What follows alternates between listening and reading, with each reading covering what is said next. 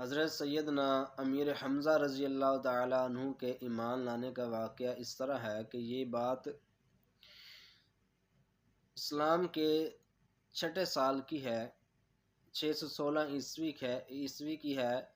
کہ ایک روز حضور نبی کریم صلی اللہ تعالیٰ علیہ وآلہ وسلم کہیں تشریف لے کر جا رہے تھے کہ راستے میں ابو جہل ملا، اور ابو جہل نے حضور نبی کریم صلی اللہ تعالیٰ علیہ وآلہ وسلم نہ آؤ دیکھا نہ تاؤ دیکھا تو بھڑکنا شروع کر دیا، بکواس کرنی شروع کر دی، اور آپ خاموشی سے کھڑے رہے اور صبری کا مظاہرہ کیا۔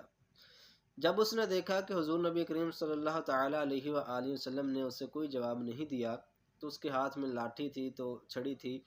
تو اس بدبخت نے اس چھڑی سے حضور نبی کریم صلی اللہ تعالیٰ علیہ وآلہ وسلم کو ایذا پہنچانی شروع کر دی، یہاں تک کہ حضور نبی کریم صلی اللہ تعالیٰ علیہ وآلہ وسلم کا مبارک جسم زخمی ہو گیا اور خون بھی بہنے لگا۔ وہ یہ کر کے وہ چلتا بنا، اور حضور نبی کریم صلی اللہ تعالیٰ علیہ وآلہ وسلم بھی گھر تشریف لے گئے۔ یہ سارا واقعہ ایک لونڈی دیکھ رہی تھی، جو نبی علیہ السلام کی کنیزہ تھی یا بنو قریش کی کنیزہ تھی۔ تو ابو جہل بھی جا کے اپنے ساتھیوں کے ساتھ بیٹھ گیا۔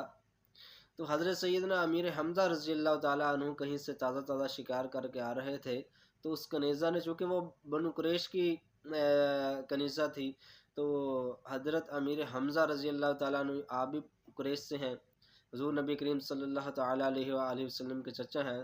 وہ جا کر کہنے لگی کہ ابو جہل نے حضور نبی کریم صلی اللہ تعالیٰ علیہ وآلہ وسلم سے بدتمیزی کی ہے، بد اخلاقی کی ہے، تو اس طرح ایذا بھی پہنچائی ہے۔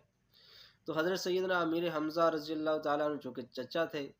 تو آپ جلال میں آ گئے، غصے میں آ گئے کہ میرے بھتیجے کے ساتھ بد اخلاقی کی ہے۔ وہ آپ حضرت امیر حمزہ رضی اللہ تعالیٰ عنہ سیدھا ابو جہل کے پاس چلے گئے،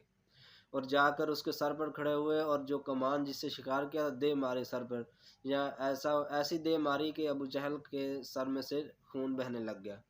اور کہنے لگا تم میرے بھتیجے کو اس طرح گالیاں دیتا رہا ہے اور بد اخلاقی کرتا رہا ہے، تجھے پتہ نہیں کہ میں بھی انہی کے دین پر ہوں۔ ابو جہل گھبرا گیا۔ ابو جہل کے جو لونڈے لپاڑے تھے وہ بڑے بدلہ لینے کے لیے، تو ابو جہل کہنے لگا نہیں نہیں، چھوڑ دو، میری ہی غلطی ہے کہ میں نے ان کے بھتیجے سے بد اخلاقی کی۔ تو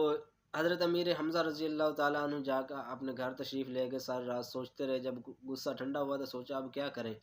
تو اگلے دن نبی علیہ السلام کی بارگاہ میں گئے اور دل کی جو کیفیت تھی وہ بیان کی۔ تو نبی علیہ السلام نے دین کے